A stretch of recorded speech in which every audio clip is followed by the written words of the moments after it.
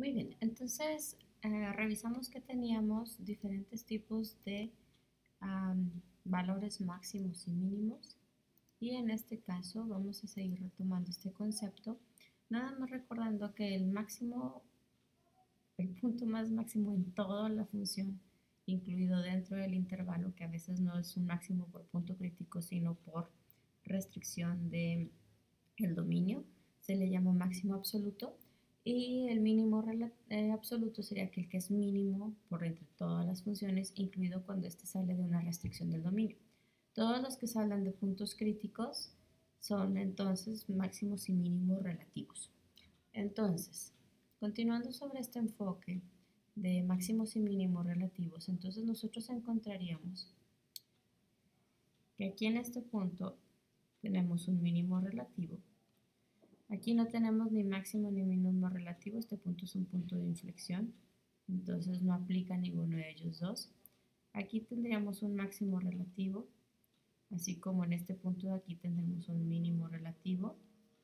Aquí tenemos un mínimo relativo, aquí tendríamos un máximo relativo y aquí tendríamos otro mínimo relativo. Y aquí en esta parte de aquí tendríamos máximos relativos, mientras en esta parte de aquí todos serían mínimos relativos.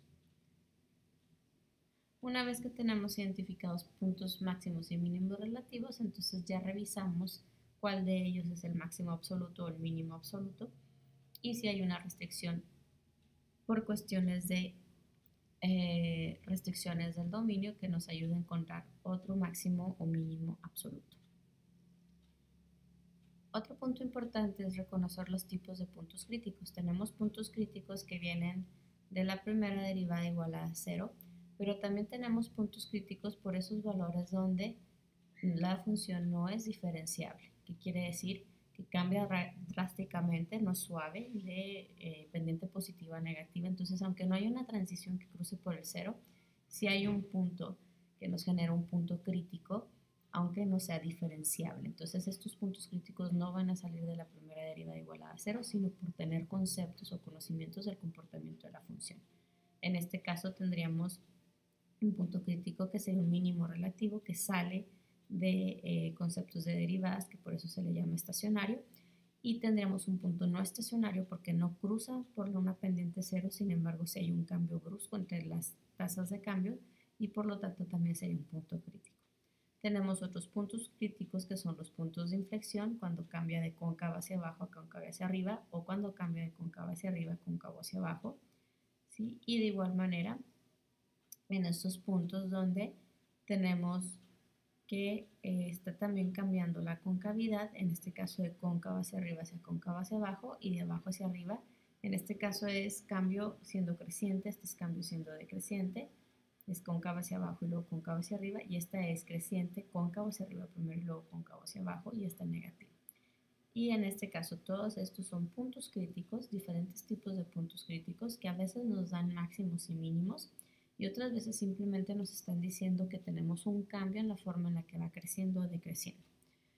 Si hay dudas sobre este tipo de conceptos hay que regresarnos al video anterior donde estábamos explicando los conceptos gráficos de la primera y segunda derivada en cuestiones de creciente, decreciente y tipos de concavidades y puntos de inflexión. Entonces, ¿qué es un máximo y un mínimo absoluto? Un máximo y un mínimo absoluto serían, como su nombre lo dice, el que es absolutamente el máximo y el mínimo, es decir, el más máximo, si pudiera decirse así, de todos los relativos y del dominio.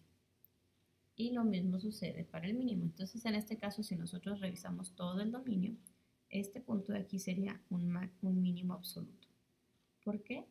Porque vemos que la función se sigue yendo creciente, entonces este es el valor más pequeño de todos que va a tomar en y.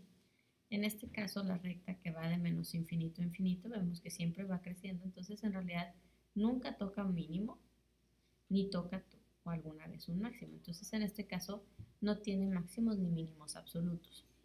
Si revisamos esta función y por el concepto que estamos viendo asumimos que tiene una asíntota en y igual a 0, veríamos que este punto de aquí va a ser el máximo absoluto porque es el valor más grande que va a alcanzar en cualquier instante. Y como esta tiende hacia la asíntota por acá y este por acá, o eso es lo que nos da a entender, entonces estos puntos que tenemos aquí serían los mínimos absolutos. Entonces tenemos funciones hasta ahorita que pueden tener solamente un mínimo absoluto o no tener ninguno de los dos, o que pueden tener mínimo y máximo absoluto. También en este tipo de cuestiones, cuando tenemos intervalos que no están definidos, porque en este caso estamos viendo que hay una asíntota, ¿verdad? Este se va para infinito positivo y este para infinito negativo.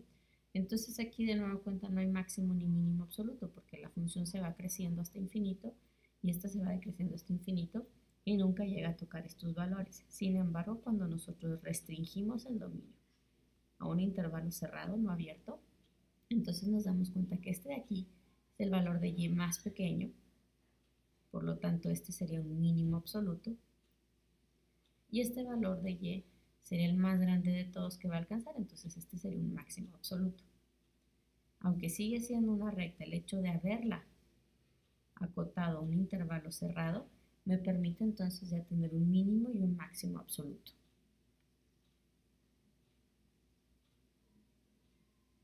Entonces, en resumen, podemos ver que tenemos máximos y mínimos absolutos que salen por estar trabajando puntos extremos, es decir, cuando tenemos nuestros intervalos cerrados, pueden salir de puntos críticos, que es decir, que salieron de la primera derivada igualada a cero, o pueden salir porque tenemos puntos no diferenciables. Esos tres casos nos permiten tener máximos y mínimos absolutos.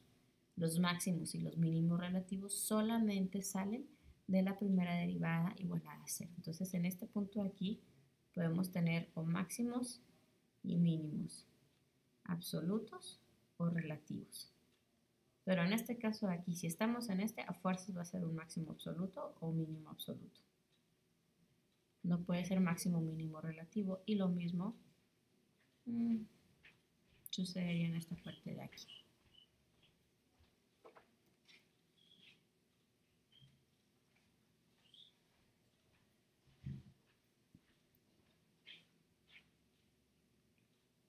Entonces, una vez que tenemos, vamos a hacer el ejemplo número 1.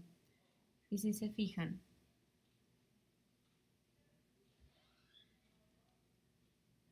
en estos puntos de aquí, tenemos puntos mínimos, porque sabemos que están siendo los valores más pequeños, y estos puntos de aquí serían máximos. Entonces, si estos son mínimos y esto es el máximo, entonces nosotros vemos cuál es el más grande de todos. De los máximos, el más grande sería este. Entonces, este sería un máximo absoluto. Y inmediatamente todos los demás máximos se volverían máximos relativos.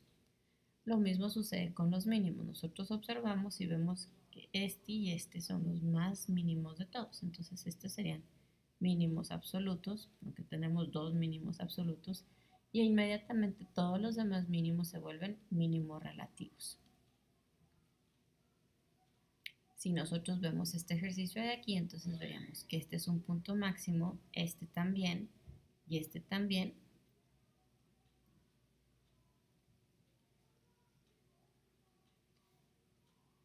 Y como el más grande de todos ellos es este, entonces este es el máximo absoluto. Y por lo tanto este sería relativo y relativo. Y en el caso de los mínimos vemos que tenemos este punto aquí y este punto aquí, entonces estos son mínimos. Y en este caso los dos están al mismo nivel, entonces son los mínimos absolutos porque no hay un valor más pequeño que ninguno de ellos. Y esa es la forma de identificar máximos y mínimos relativos y absolutos de forma gráfica.